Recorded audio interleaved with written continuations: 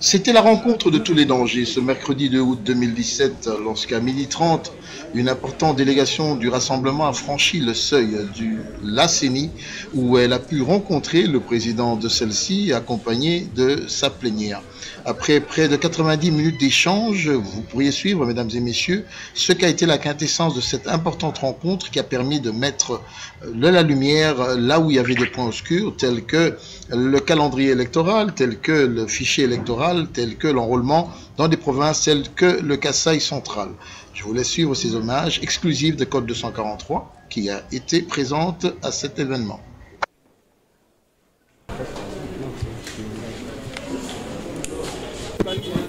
Nous venons de recevoir une forte délégation du rassemblement qui est venue nous déposer un mémorandum.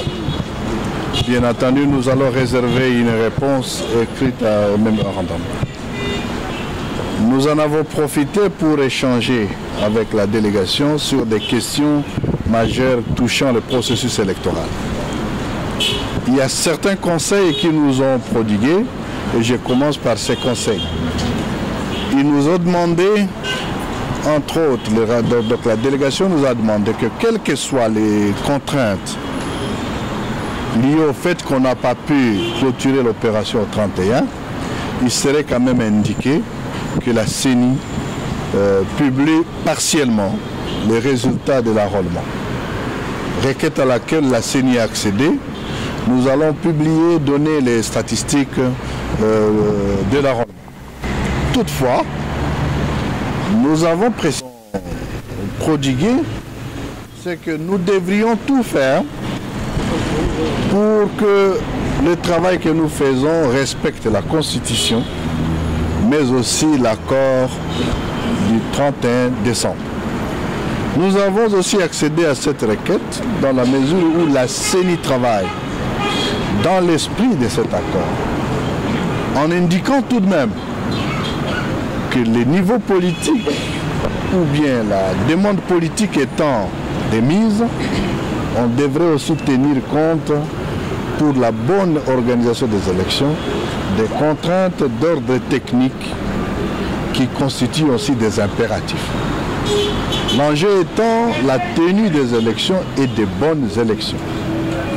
À ce sujet, la question qui se pose est de se dire qu'est-ce qui doit être fait pour que nous arrivions effectivement à ces élections. L'accord précise les différentes activités à prendre en compte, entre autres la fin de l'enrôlement,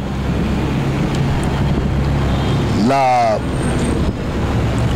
loi sur la répartition des sièges, la convocation des scrutins et l'organisation en une seule séquence de 3 scrutins et les autres activités liées à la prestation du prochain président de la République, prestation de serment du prochain président et à l'installation de nouvelles institutions.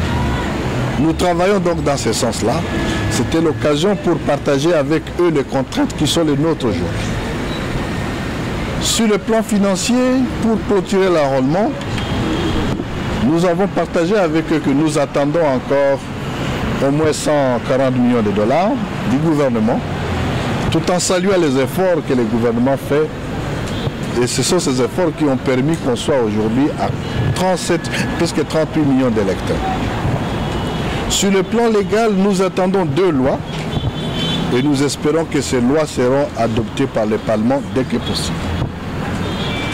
Sur le plan sécuritaire, nous avons échangé avec eux sur le lancement de l'opération Kasaï qui est déjà en cours.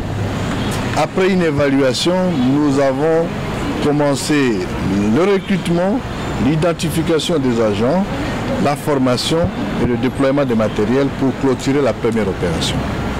Voilà plus ou moins en somme ce que nous avons échangé et nous avons salué évidemment cette rencontre qui s'avère être indispensable pour échanger sur des questions majeures. Je vous remercie. Dans combien de temps pensez-vous publier la première liste des électeurs? Le fichier, comme je l'ai mentionné, nous avons accédé à ces conseils à la demande du RASOP qui nous demande de publier quand même, ne fût-ce que partiellement, des listes, disons, de résultats de l'opération. Nous allons le faire aujourd'hui, pas aujourd'hui, mais nous entrons en plénière de la CENI et nous allons vous communiquer le format de cette publication partielle en attendant l'opération qui se clôture dans certaines provinces, ainsi que l'opération qui va commencer au Kassai.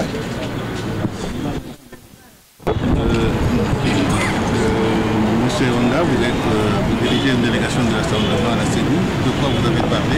Est-ce que vous êtes... Bon, dire satisfait, c'est trop affirmé. Il faut souligner que nous venions de sortir de notre conclave du rassemblement et il a été décidé qu'on prenne langue avec la CENI, les contacts. Et toutes nos propositions de demander à la CENI de se conformer à la Constitution et aussi de respecter les engagements pris par la classe politique en ce qui concerne l'accord de la Saint-Sylvestre. Et nous disons que parce qu'il n'y aura pas un troisième dialogue, toutes les élections doivent s'organiser dans le délai consigné dans l'accord de la Saint-Sylvestre.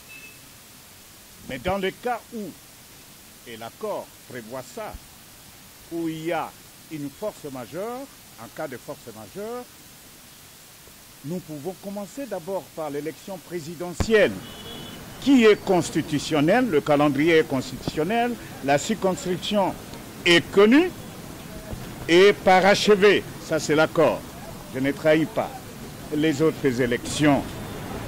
Mais à suivre la CENI, il faut dire que quelque peu, tous les votes du pouvoir qui ne veut pas donner totalement les moyens qu'il faut. Et c'est de la responsabilité de la majorité avec leur chef qui cherche le dilatoire. Et la CENI, je crois, dans sa position quelque peu enchaînée, en dépit de sa bonne foi, parce qu'il faut reconnaître que la CENI est arrivée à atteindre 91% des enrôlés, c'est un effort considérable qu'il faut féliciter. Mais l'aboutissement, il faut 700 millions de dollars. Ça veut dire que 150 millions à peu près pour continuer par achever l'enrôlement et 500 millions pour l'organisation des élections. Est-ce que vous voyez M. Kabila et ses hommes donner cet argent pour qu'ils partent rapidement? C'est pourquoi, pour nous, nous pensons qu'il faut que les actions qui ont été décidées au conclave soient mises en œuvre. Le 8 et le 9, c'est la ville morte. Parce que c'est M. Kabila qui a pris en otage le processus électoral. Le peuple va donner sa position claire parce que lui n'a pas droit à un troisième mandat, il doit partir. Et nous demandons à la CENI que le 1er septembre, si on peut déjà convoquer l'électorat, nous sommes heureux d'apprendre que la CENI nous a confirmé qu'à la fin du mois d'août, le calendrier sera communiqué. Ça veut dire quoi? Le 30 septembre, l'élection est convoquée.